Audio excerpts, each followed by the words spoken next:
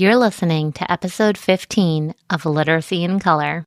In this episode, we're chatting with Dr. Jasmine Rogers about Black language in the structured literacy classroom.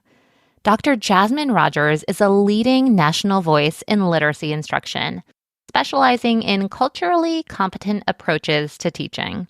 With 9 years of classroom experience in charter and DC public schools, she saw firsthand how traditional reading instruction often left Black language or Black English-speaking students behind. Her research at American University's School of Education challenges long-held misconceptions, showing that when teachers receive even minimal training on Black language, their instruction becomes significantly more effective.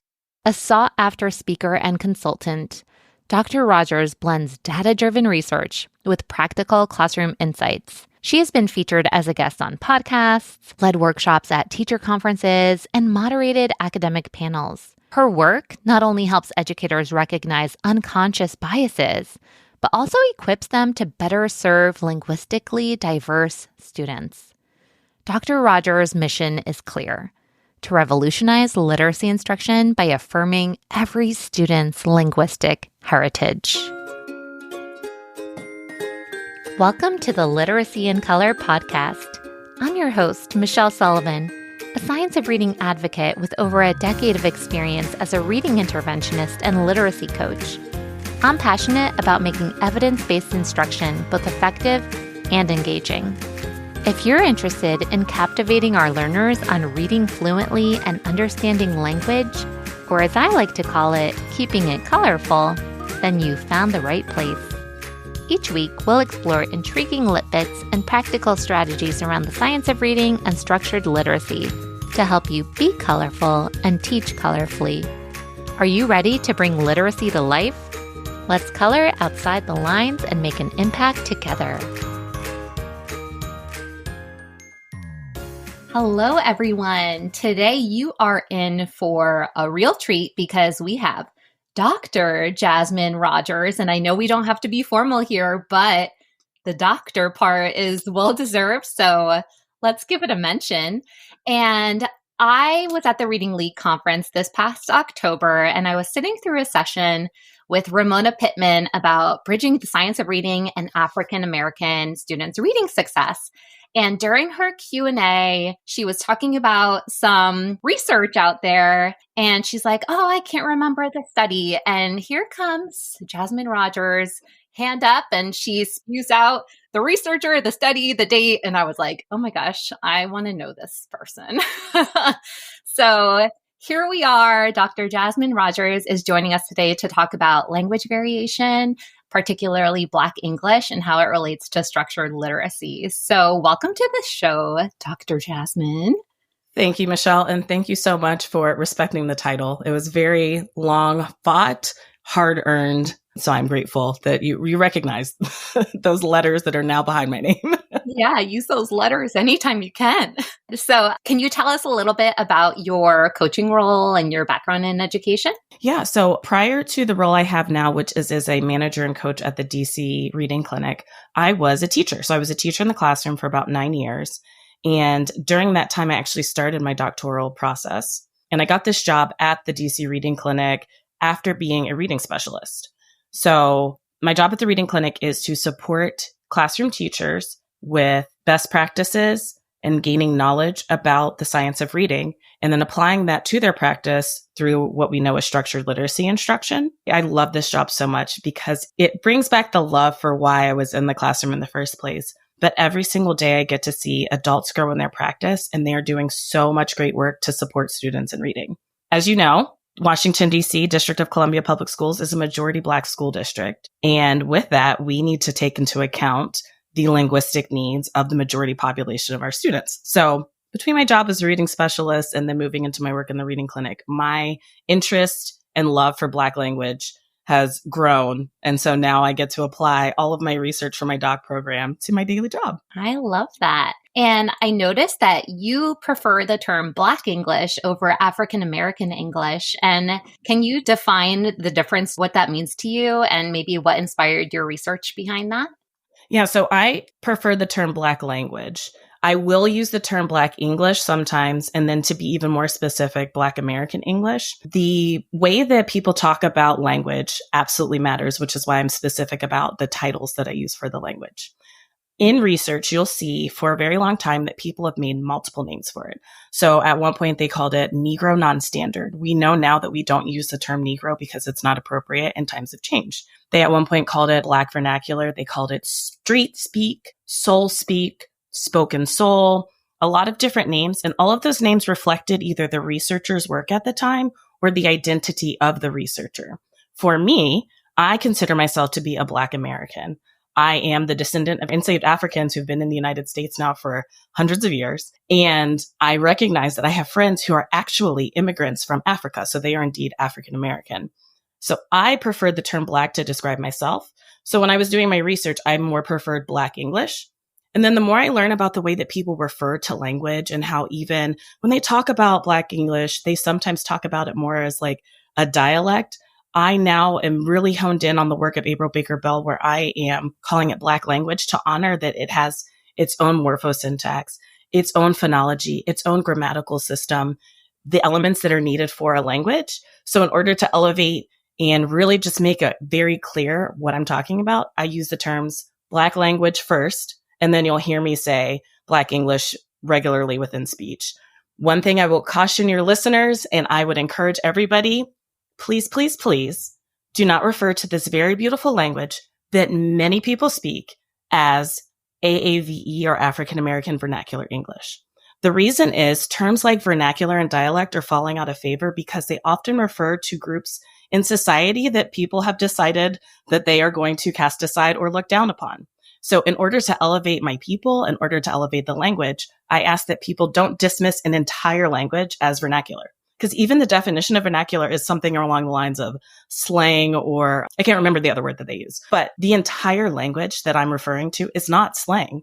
It is a beautiful language that has rules and many people speak it. And in fact, I was looking at another article a few days ago where they're talking about how complex the grammar system is within Black language. And it should be recognized as a very complex speech system. Wow. And that is so special to make note of. And before I was a reading interventionist, I actually taught second grade in inner city, Jersey City, New Jersey. And every single one of my students was Black. But like you said, I had students who were Haitian and Jamaican. I had students who had family from the South. I had students from Nigeria and Kenya. And they were all so different and they all had such different cultures. And to honor those backgrounds and those variations within the class was really cool to see for me, because we can't just lump it all, all together. We have to celebrate all of these differences. Exactly. And it's wonderful to hear you too, right? As an educator, recognizing that Black is not just like a monolithic term, right? You're recognizing that under the umbrella of Black, there is so much to be celebrated from the people who are immigrating from African countries and Caribbean countries and people who have been here for a very long time. And that's one of the things I encourage teachers to do. Even if you don't know the rules of Black English, which we can talk about, listen to the patterns of your children, listen to how they produce speech, watch how they interact with one another. That can make you so much more powerful as an educator because you're attuned to their needs, you're attuned to their linguistic patterns. And that's what, again, I think makes you, from what I know about you, Michelle, a great educator. I appreciate that. So can you tell us a little bit more about what is language variation exactly and why it's important to not only recognize language variation, but celebrate that we have multilingual and multidialectical differences in our classrooms? Absolutely. So language variation is a term that is used within linguistics to describe the variety that exists within a language. Within English, there are over 160 dialects of English, or 160 Englishes, as I like to call them, because again, I'm honoring that they are language systems. So that means that there are over 160 ways to speak English correctly. So language variation exists within every spoken language that we have, even languages that use gestures. So you'll see that there is American Sign Language. There's actually Black American Sign Language. There's Mexican Sign Language, like British Sign Language. So there are different ways within linguistic systems that you can communicate. For the reasons that you stated earlier, knowing your students, understanding the variations of language that occur can make you a stronger educator and support you in meeting the needs of your students. So that's why language variation and studying linguistics is so important to me. And frankly, I recognize teachers are busy. You all are doing the work, and I'm so proud of you. All the teachers I coach, you keep up the good work. You don't actually have all of the time in the world to do what is this phoneme in this word supposed to be pronounced, or how is it represented here? Luckily, I got a whole doctorate so that I can help you. But one of the things I suggest and I stress is that if you pay attention to the patterns of your students, and if you pay attention to the patterns of how they speak within their families or at parent-teacher conferences, all the areas where you can see and be around your students and their families, you'll be able to learn a lot more about them, especially if you are reminding yourself that all languages are valuable, all languages are equal, and don't cast any judgment or any of what we call standard language ideology onto other people when they're speaking. Yeah. And I love how you mentioned that standard language ideology, because I also have heard others talk about being really intentional in using the terms general American English versus standard American English. And when we say standard American English, it gives the impression that the way certain people, certain dialects speak in English are the standard, and that's the standard to reach for. And that's just not the case. If there are 160, like you said, different dialects, this exists on a continuum. And maybe there's the general English that's used in classrooms or in books, but we are celebrating across the continuum all the different ways that people express themselves in English. And I'm in the Northeast and we say coffee and water. And someone from Boston drops their R's and no one's wrong here. Right. Exactly. It's just, unfortunately, the bodies that produce the language end up being in the system where we talk about power in class, and people judge the language that you're speaking based on the body that it's being produced from. And I don't think that's fair. Not at all. So what are some common misconceptions that teachers might have about Black language, and how has some of your research maybe shifted those perspectives? So one of the things I've noticed, especially in my research when I was conducting interviews with all of the folks in the study, is they thought of it, unfortunately, as slang or as something that was wrong that needed to be corrected. So that's my first misconception that I want everybody to please understand. If you are listening again to the patterns of the students that are speaking, more than likely you'll notice similar things happening over and over. If they're speaking in those patterns, there's nothing wrong with the way they speak. It is within the pattern, most likely within the phonology of the language. So it is not something that necessarily needs to be corrected. Another misconception that folks have is that everybody who is Black speaks Black English. There is research to suggest that 80 to 90% of Black people or African Americans do speak Black English in some context, which means the kids may feel comfortable speaking Black English in your classroom because, for many people, that's the only language that they speak, right? There may be places where you see that people use Black English in certain settings and not in others, but it's not something that's going to happen consistently for all people at all times. And also, not all of the features of Black language are used by every single speaker of Black language. Another fun thing is people seem to think that Black English is very much rule governed, right? But they seem to think that it's the same everywhere. I am here to tell you that is not the case. Black people in New Jersey to Philly, which are very close to each other, speak much differently than the folks who speak Black English in New York City. I'm here in Washington, D.C. While there is definitely an understanding, we know what we're saying to one another, the way that people pronounce and speak in Baltimore is much different than Washington, D.C., and we are very close in geographic distance from one another. So even within, and this is why I'm so intent on calling it a language, within this language, there are so many different variations of how you can speak and how words are pronounced that I want to honor it as a language because it's beautiful. And the fact that I can get on the phone with somebody and hear that they are from Baltimore immediately is something that's beautiful to me. So yeah, all of those misconceptions, let's clear them up. And that is beautiful. I love how you can speak to all the differences and celebrating that. And I think it's really special to see the beauty in all of those differences. So, like you mentioned, Black language can differ from person to person, from family to family, from region to region. I know it's rule governed. So, what are some of the specific examples of some features that teachers might encounter when they hear Black English? Yeah. So let's talk systems of language too, because you all know, if anybody knows me, part of the reason I'm in this is because I am a structured literacy advocate and I am a nerd about phoneme to grapheme relationships. So we can start with some phonological features and one that I know you've heard often, but you may not have recognized it.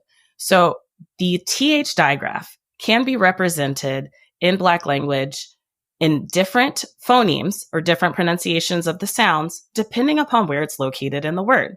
For example, if the TH digraph is in the initial position, it may be pronounced as D. So, for example, think about the word the or they. It could be D or day, right?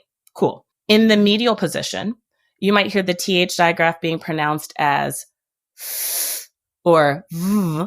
And this can be, one, it's rule governed. It also can be regional. So if you think about the word here in DC, people say mother, father, brother. It's mother, father, brother. So the TH digraph in the initial medial position is a V, right? And then in the final position, it can be F or V, depending upon the word. So in the word bath, it can be pronounced bath. And if we're thinking about, this is my favorite one because I just think about how there's a man I call my DC grandpa, how he would say smooth. It's a V all the way at the end, right? So recognizing that one digraph can make multiple sounds within this language is very important. And that's just like one phonological feature of Black language. So, like for a teacher who has a sound wall, and say you have a big population of students who maybe use some of these features, can that be something that they even add to their sound wall? Oh, 100%. So I was actually talking to a gentleman at the Reading League conference, and we were talking about the use of sound walls and how they can be very helpful. And one of the things I wanted to support him in was recognizing that f and v can be placed in different places depending upon who the speaker is. And none of it is wrong. It is within the rules of Black language. I believe that you should be able to put the picture of the lips on your sound wall, show the students where it can go. Because they also know, they recognize that how they sound, they recognize other people's accents. Like they can tell the difference between things. So they'll know. Another example of Black language, it's important to know about morphemes. So we know that in dominant American English or generalized American English, you may see the S to mark possession. So like my brother's house. In Black language, possession is noted by the person and the object. So it would be, and especially here in DC, my brother house. It's important for you to understand that as a teacher, because when you are teaching morpheme S, a lot of times students will, especially when they're reading and interacting with text, they'll attempt to revert to what they know, like what has been ingrained inside of them. And that might be something that is a difference that they need to be taught. Like when we're reading this text, there is an S, and that means that there's more than one, right? I would even encourage teachers that, because this is something that they're introducing in the text, remind the students, of course, when they respond to answer questions, they absolutely should and can use their home language to support their answers. And when they say, the cat was in his mom's house, great, because that's where he was. That is actually correct. A lot of times in Black language too, you'll notice that the numbers can be marked by just the number. So instead of saying like having the S to note that there's multiple, you'll say the number. So he has 2 car, not he has 2 cars. So those are important morphological things to understand. And those are technically morphosyntactic, but you all know, you know words and features. Yeah. And you see how the words interact with each other because the 2 is denoting the next word. So Exactly. It still makes sense. And that leads us to syntax. Yeah. So syntax is simply the order in which sentences occur depending on the language. So we know like in Spanish that oftentimes you put the object and then the descriptor might go behind it. When I think of syntax, I think about the position of the habitual be. Let's say a student is telling you that every day after school, they go to the store. They might say, I be going to the store. There is not the I go to the store, I am going to the store. It is the I, the habitual be to indicate that they go every single day into the store. Also, another fun thing, vocalic R's vary depending upon the region you're in. So depending upon if you're in the South, it might be, I be going to the stove. So there, even that, right? The habitual be is very important to note because when a student is saying that they be doing something, that means it is a continual or perpetual action that is taking place. It is not necessarily what's happening in the now. That time tense does not exist in dominant American or generalized American English. So it's important for us to recognize, for example, Dr. Geneva Smitherman, she has an anecdote describing a teacher asking a child where his mother is. And he said, she be at work. And so she's like, okay, I'm going to call her at work. And he's like, well, she's not at work right now.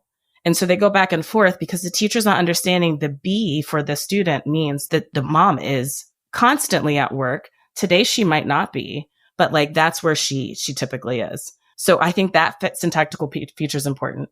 And for the listeners, the way the story ends up ending is a lot of confusion between that child and the teacher because the child is very clearly letting the teacher know where mom is. And then when she tries to respond back to clarify, what ends up happening is the student is like, you're making me into a liar. I told you where my mom is and you're not hearing me. So I think it is important to know about the habitual be and when it might come up. Because when you're communicating with a child, you need to understand, or anybody who speaks Black language, the time tense of where we're existing. Yeah, it's like, that's not what I said. Right. I'm trying to tell you. All right. So Ramona Pittman talked about this too. And I know you talked about this in your presentation at the Reading League as well. But can you explain the difference between a deficit-based and an asset-based approach to language? Yes. The difference between a deficit and asset-based approach to language is honestly mindset and language that we use to describe words. So if we think about a deficit base, what I often see is like teachers writing IEPs or writing up progress reports or even telling me something what a student can't do. That is frustrating because for some of us, especially the more we know about structured literacy, it might not be that they can't do it. It might be that they haven't been taught it yet. They absolutely have the ability to do it. There's just, something that needs to be put in place in order to support them with that. Whereas an asset-based approach takes what a student can do or a student's language and describes it for what it is. So Dr. Megan Brent Hamilton calls us in many of her papers to describe language for exactly as it is. So in her research, I think she refers to it as neutral and descriptive. I prefer asset because, I want to think positively about everything. But some people will say, well, in Black English, you drop the G at the end of dropping. So you might say droppin'. What Megan Brent Hamilton calls us to do is to describe it exactly what it is. Well, there's a consonant cluster there. We pronounce the first sound in that consonant cluster. All she's doing is framing it from a reduction of language to describing it exactly what it is. And that is a approach I prefer. And in fact, in my research, in every presentation I do, what I often end up finding myself doing is taking how many of these researchers have described language and doing exactly what Megan Brent Hamilton calls us to do and describe it for what it is, for exactly the features that it is.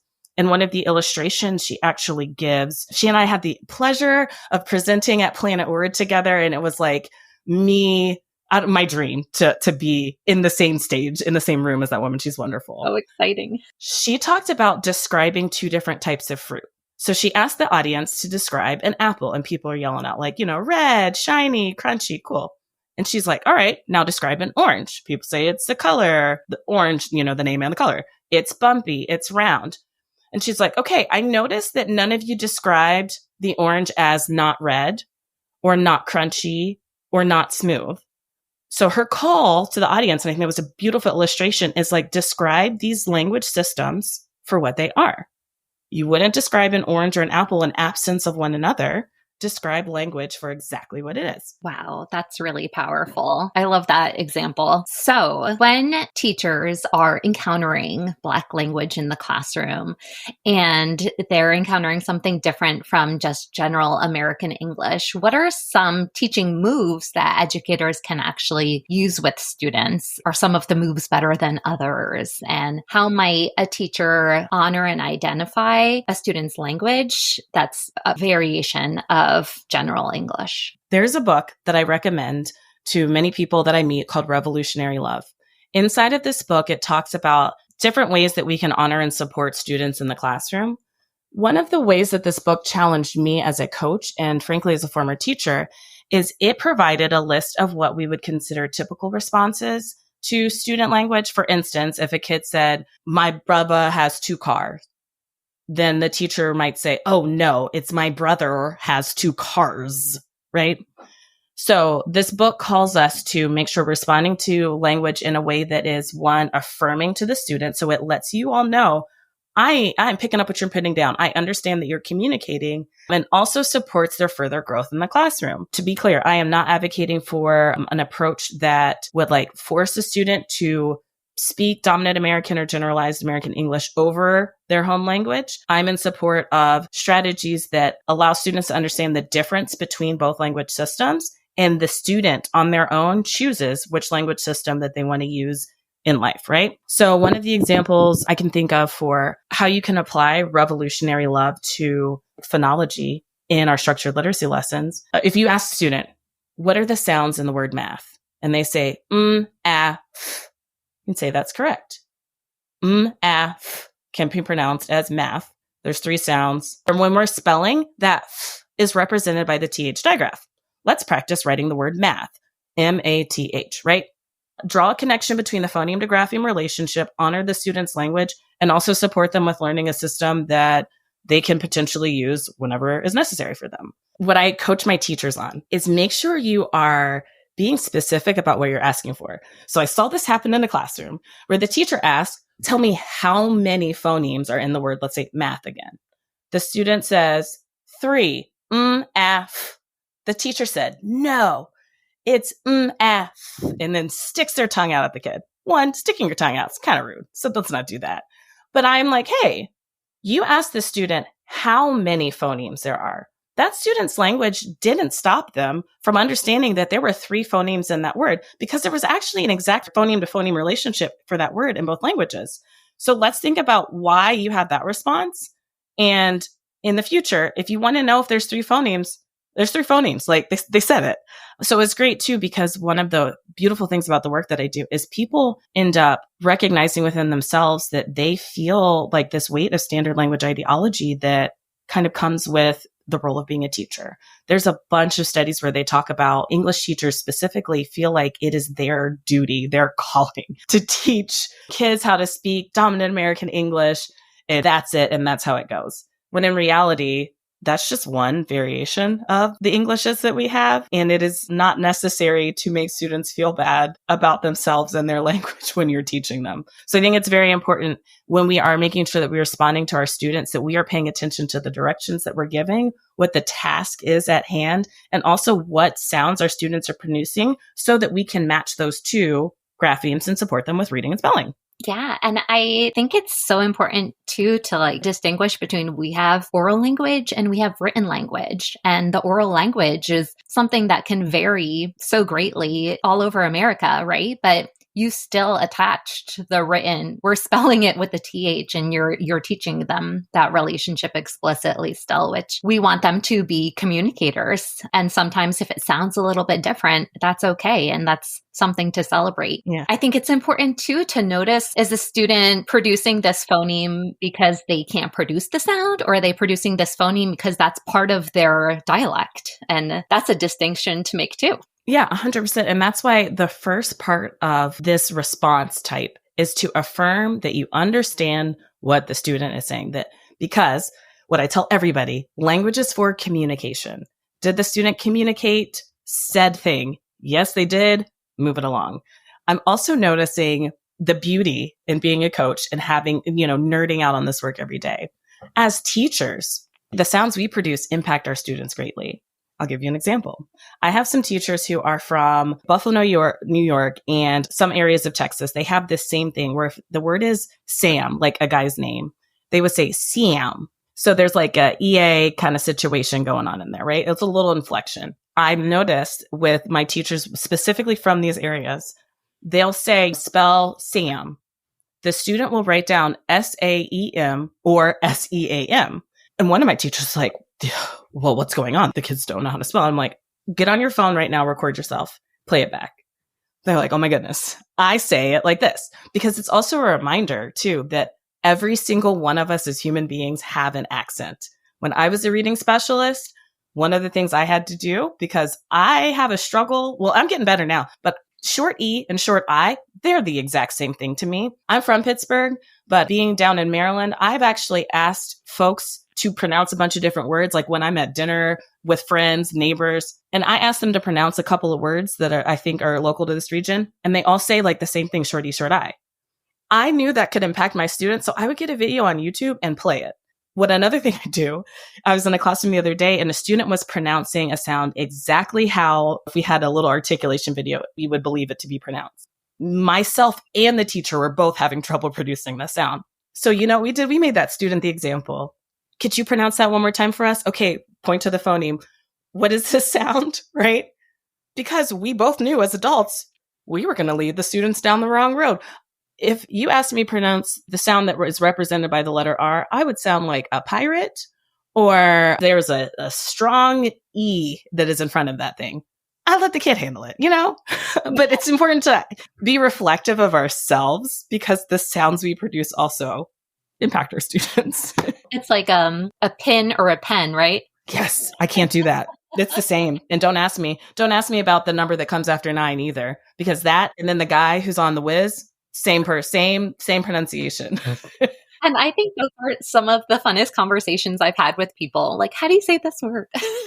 Yeah, those videos on the internet where they have you like read a list of words, those are dangerous. I will watch those all day. It is another way that I'm recognizing how similar yet different we all are. And one of the things I also try to get across whenever I'm doing a talk or even just relating to one of my teachers, since we all have an accent, there's some feelings that come along with that. Sadly, sometimes people feel like they are embarrassed of where they come from. And so they speak and then they're like, oh, I don't want to do that.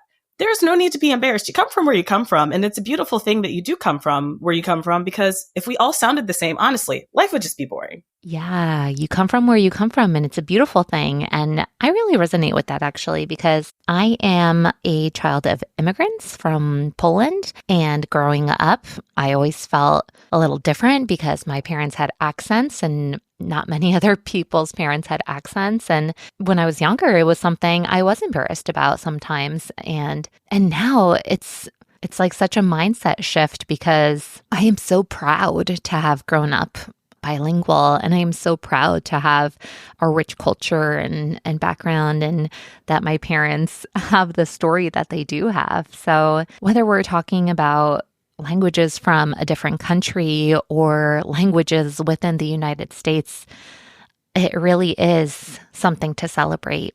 And sometimes it takes time to see the beauty and appreciate the beauty and understand that all of these differences are truly what make us special. All right, so take us home with another piece of advice for teachers dealing with this mindset shift. Who you are as a teacher matters. How you show up matters. You exposing your students to different sounds is important. So it is okay that you as a teacher speak a different language than your student. It is okay that all the students have their own sounds, because variety is the spice of life, and it is wonderful and it's great. And it adds to what is supposed to be the melting pot of this country. We pride ourselves on being a place where literally anybody can come here and, you know, have a great life. Like, let's do that in the classroom too. Bring all of our accents. It's great. Yeah, all are welcome, right? Yes. So I love that example about phonology. Do you have another specific example about morphology? What would a teacher say? Like a student says, he'd be going to the store every day. According to Revolutionary Love and how I'm interacting with students and teachers, I would do what's called confirmation or just affirming their speech if I understand what's happening. Because I am a Black woman who grew up speaking both Black language and dominant American English, right? So I may know what's happening. If you are not necessarily sure what's happening, you can ask a clarifying question. So he'd be going to the store. So does he go on Sundays and Mondays too? Ask a question if you're not sure what the time tense is. Or is he going to the store after school, once a week? If the time tense doesn't necessarily matter, go ahead and ask him, like, what is he getting at the store, right? things that are related, but not necessarily something that would get you kind of caught up in a situation where you don't understand.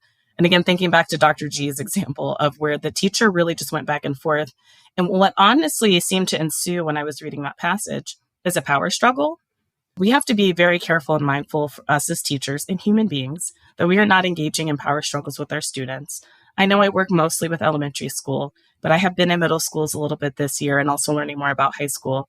There is nothing worse than engaging in some sort of power dynamic with a student when it's not necessary. We want to make sure that we're supporting and affirming our students every single day. I think it's important to understand too, what I'm also advocating for is the application of language to the classroom. So oftentimes a question I get at conferences is, well, what do you do about spelling? Or what do you do about writing?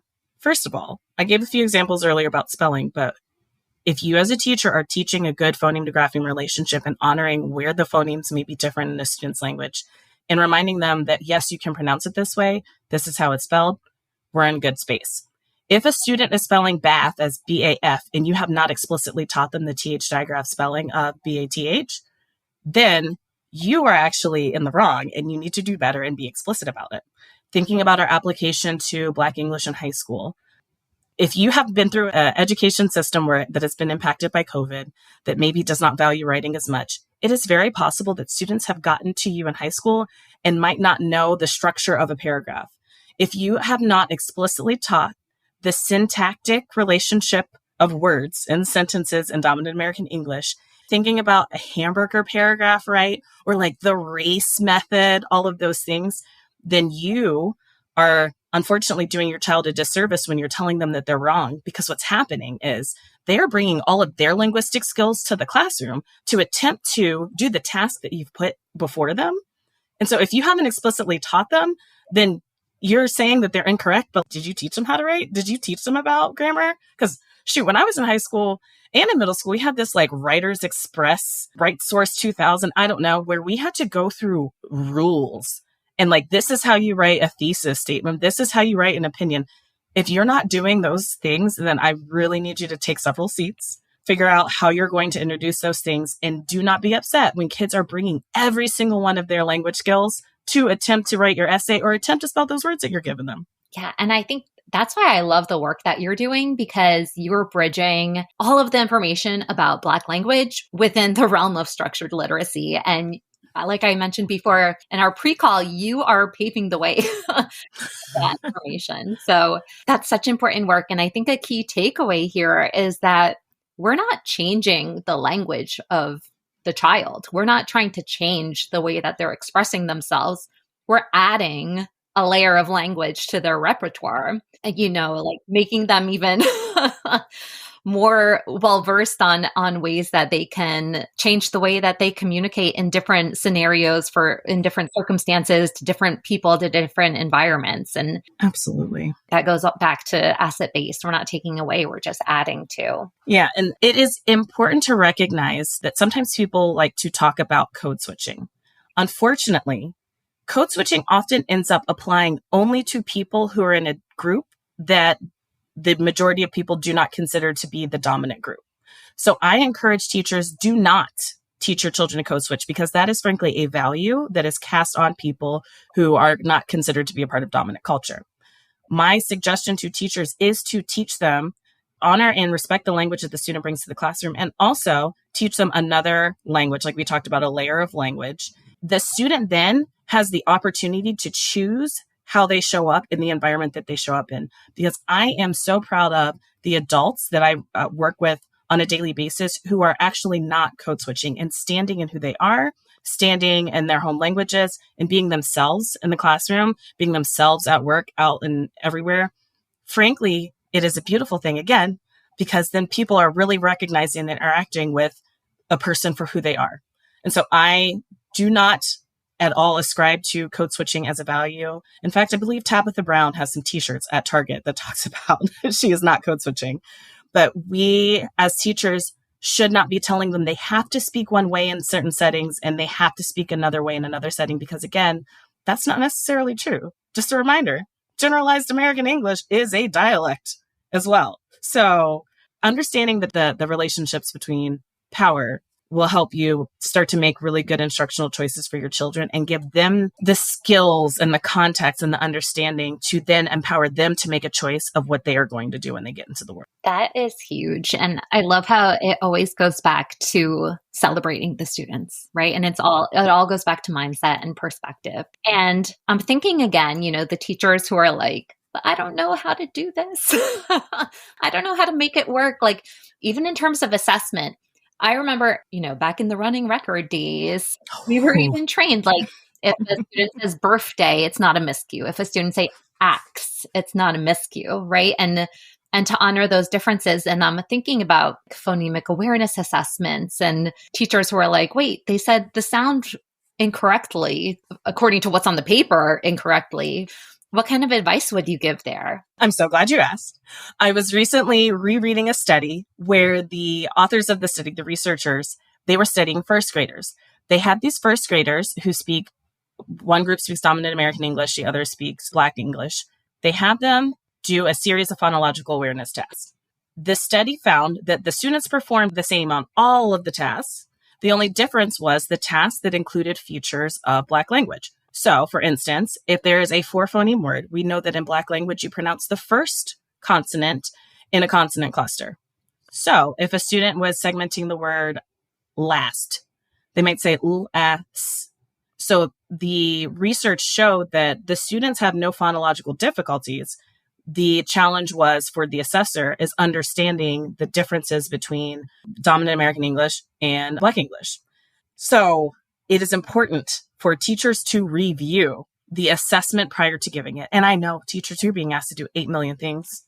Please look at the test before you give it. At the DC Reading Clinic, we have actually looked at our assessments and we have amended them to make sure that we are actually assessing, can the student hear the sounds, and not assessing if the student is, speaking Black language, right? Because students are going to use what they know. Another thing I want teachers to do, please, please, please, look at the instructions at the beginning of the assessment, because another common question I get is, well, my assessment, da, da, da, da, da. And I'm like, well, if you're using the same nationally normed assessment that I'm using, if you look in the front, there's a whole section on students who speak various languages and their pronunciation of words. It even talks about students who do have speech challenges and who receive speech services.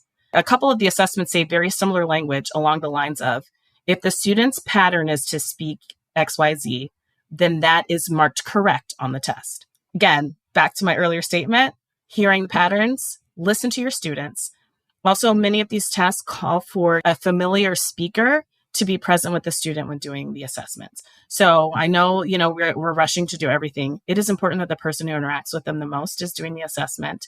And if there are some challenges, I know we're all busy, have your speech language path come with you to do the assessment as well, or at least to listen in, and you two can talk when it's over. And I'm specifically thinking about tasks of phonological and phonemic awareness because that's when it shows up the most in the K through 2 structured literacy environment that I'm immersed in. That is such good advice. And I think that's so important to take into consideration because we don't want to be flagging students to say, oh, you're below benchmark, or you don't know the sounds, you need intervention, oh, you need to be retained. And that's just not the case. And we don't want to be putting students in different categories or have certain labels that they shouldn't be owning.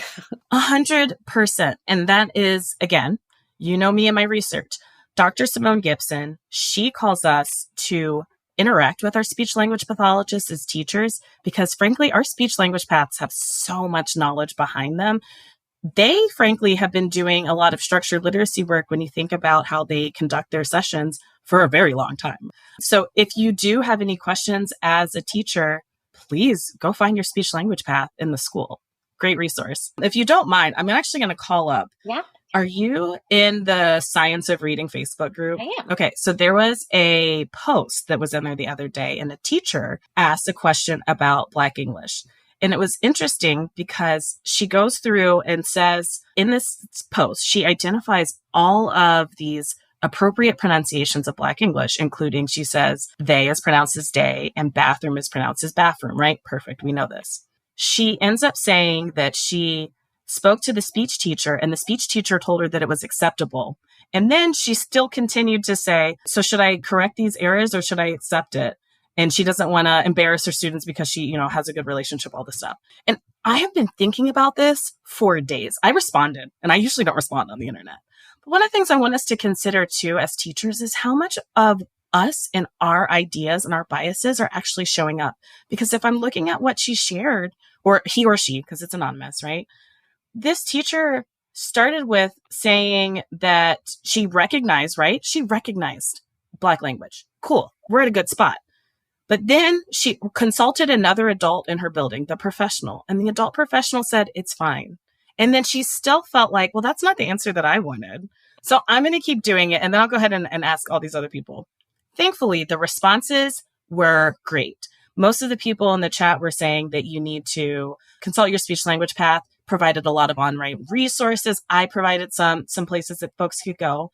But what I want to also hone in on is this teacher talked about her relationship with students and not wanting to embarrass them. My advice to all of our teachers is, it sounds like he or she needed to develop a good relationship to begin with. If you feel that something you're doing is about to embarrass a student, you need to back up and think about why that is and really consider the dynamic of, again, the power and language situation. I also think about one of the biggest pieces of advice I give to my teachers when they're talking to a student about language. If they feel the need to say but, tell them to go ahead and swallow that and think about another way that you need to respond, because a lot of this stuff is not actually about the pronunciation or the phonemes. It is about society and what people believe to be true about melanated bodies that speak an English that is not necessarily respected by everybody in the United States. So I want to call attention to that because, again, it was bothering me. But just think about you as an adult. Are you asking the experts in your building? Are you thinking about what this means for a student if you do indeed attempt to change the way that they speak? And are you actually doing what's best for children? Are you doing something that, you felt like this is the only way you're going to speak English, so now I'm going to tell the kids, right? We really need to be reflective of ourselves and our practices and also very mindful and respectful of our students in the class. Wow, I have the chills. I could listen to you talk about this all day long. But you got to get your kid from daycare. So. But yeah, I can screenshot or send it via email. But it was, I looked at this and was like, one, I'm glad that the teacher felt good enough to ask the question, right? But it also made me think about what happens in schools on a daily basis when a teacher straight up doesn't know. Because if you don't know that Black language is its own linguistic system, if you know nothing about Black English, then you could indeed be causing a lot of harm to your students. And I see this show up as adults. The amount of people after I give a talk or presentation, or I'll be like on a podcast and I randomly get an email that's like, I feel so much better about myself as an adult because I was told my whole life that I'm talking wrong. I would like for people to not be in their 40s and 50s figuring out that they're just fine. I want them to know that from the time that they're 5. This is like really important and very personal. And I just really hope that people understand that it's important to develop relationships with people, listen to how they're speaking, and honor who they are as a person, because who they are as a person is great. Yeah. It's validating and it's affirming, and it just shows, there's so much social, emotional information that goes into being a teacher. And it's not just about being the bearer of information or yes. bias of what you think is the correct information too. Mm-hmm. So how do you think teachers can build their cultural competence around connecting with students who speak language variations? Like, do you have any resources they could dig into if they need to learn more about, Black language or other language variations that they could tap into? So there are a couple of things I can recommend. One, I want to apologize on behalf of academia, even though I technically don't feel like I'm a part of it, because a lot of the information that I learned in my doctoral studies lives behind a paywall. You have to have, your little EBSCO host login through your university, right? So there are a couple of free places you can go. One, I would say check out Dr. April Baker Bell's book, Linguistic Justice. You can check it out at the library for free, or you can support her and just buy it. That book talks a lot about the relationship between power, language, race, and also in the book, she gives some very specific examples and a lesson plan on how you can use the book, The Hate U Give, in order to support students affirming and acknowledging their language for themselves in the classroom. It's very powerful. Especially, again, read through the whole book. It's so good. I also suggest, and this is an older book, but Black Communications and Learning to Read. The author is Terry Meyer, who is a white woman, and she talks about Black language as a communication system. She does a really good job of going into depth, even talking about gestures, the way that we look at one another, and really bringing that into the classroom. My caveat with that book, at the end, she talks a little bit about balanced literacy. We know we're not doing any of that stuff. However, what she does talk about as far as the characteristics of Black language, and again, watching students and their patterns and being mindful of that is important. Another book I'd like to recommend is Revolutionary Love. Again, ignore the stuff about Readers and Writers Workshop in the back. They talk about varieties of English, including Chicano English, which is also referred to as Mexican American language. And they also talk about the history of standardized testing. I learned a lot about how the origins happened and how it was actually rooted in some science that just wanted, or some false science that wanted to prove superiority of one group over another. That book is also very digestible in teacher-friendly language, and you can use it as a resource. I also call on people to Google some folks. So I suggest looking up Dr. Megan Brett Hamilton. She has a lot of great resources on her website, and she has a podcast that those episodes are available online. And the work that she has in some of the handouts online, very accessible. Also, her work is neutral and descriptive, right? Very much asset-based. I love it. Another person you can look up is Dr. Deanna Latimer Hearn. She also has a podcast, which of course, so I'm listening to these folks. And she has a lot of great resources that include world languages. She talks about a lot of Title IX things as well, along with her expertise as a speech language pathologist in African American English. So those are some great people. I also have a website. Feel free to check it out, jasminerogers.com. I post where I've been. I am going to work on getting more up there. Okay, those are all such fantastic resources. We could link all of those in the show notes. And I think it goes without saying that at the end of the day, we have to be just really mindful consumers of who we're following on social media, what we're listening to, who authored this text, and what are the powers at play here. So do you have any last words about that? I am incredibly passionate about teaching people how to read, because it is important to get to a place where you're comprehending and understanding what could be potentially true or false about a text. Also, if you are able to dig into the author's background, you can then start to do some deeper level understanding of, okay, so if this author has had this type of upbringing or has done this type of research or has had these experiences, that informs their writing and can give you kind of a base or a grounding to understand where they may be coming from. So that's why I appreciate all of these wonderful researchers. I call on, for the most part, Black language speaking people who are doing research in linguistics and structured literacy, and people who are also incredibly respectful and understanding of Black culture, including Terry Meyer, because the work that they're doing shows that they are embedded and grounded in the community, and they are bringing their perspectives, which is so powerful when you're doing research. As you can tell, my background, who I am as a person, absolutely informed my research. Yeah. And I think you have a book in you. I'm not saying, I'm just saying. But you know what? I'll shout out Dr. Sarah Irvine Belson, who met with me the other day. I'm supporting writing a chapter in a book. And she was like, all of the stuff you're putting here could be a book itself, right? So maybe this is my calling that I need to go, my sign. It is your sign. I know. And everybody's going to be like signing up for pre-order. Yeah.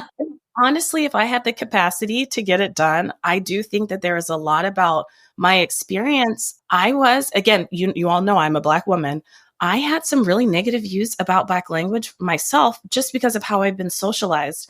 And it wasn't until this big age that I'm at now that I'm really recognizing the importance and the power of that. And I am mourning the loss of language from an early age. And now I have the skills to recognize that. Like, I think hearing from somebody who used to be a person who absolutely attempted to quote unquote correct students. I even think back to my application to get into my doctoral program. I put that I thought Black language speaking children should only speak Black language like in recess or at lunch. How dare I? So like even hearing from somebody who's like, I used to think this way and I realized I was wrong, and it is okay to make a change in your life and be better. Now I feel like I'm actually working very hard to undo the harm that I did. I have to recognize I already did the harm. All I can do now is support more people with being better than I was. It's like inner child healing. And now you are on a mission to literally changed the world. I love it. Yes. My inner child is very proud of me right now. Yeah. All right. So you have a website. I know my listeners will be jumping to connect with you more. So where else can they find you? I am on my website, jasminerogers.com. I am on Instagram. I am on X, I think. I also have Threads now. I do believe X might be fading out. But anywhere you can find me online, it's Dr. J _NDC. And then, of course, I'm on LinkedIn. So, LinkedIn is now my adult social media jam. I love to hear what people are doing professionally, and I love all the bragging that happens on there. So if you connect with me on LinkedIn, I 100% will follow you. And then I will be doing the little celebration hands anytime something good happens to you, because that's all I want. I want for you to have good things. I want you to get that new job. I want you to have that promotion. You are so positive. I love it. I'm glad you think so. I've been accused lately of seeing only the positive in some situations where internally I'm fighting some really not great feelings. So I'm saying it out loud so that I believe it to be true, because I'm also learning about psychology and how we can, it's not like necessarily manifesting. I feel like it's a little, but just really, if you start to speak, you'll believe what's happening. And that's where I'm at. Yeah. The mind's a powerful thing. Get your mindset in an asset-based way, support your students.